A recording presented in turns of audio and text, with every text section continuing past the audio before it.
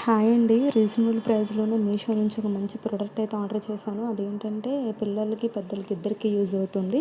Whitening tooth paste అండి. మన పళ్ళ మీద యెల్లో యెల్లో స్టెయిన్స్ ఉంటాయి కదా! అవి రిమూవ్ అవ్వటానికి. ప్రొడక్ట్ వైజ్ వచ్చేసి క్వాలిటీ వైజ్ చాలా బావుందండి.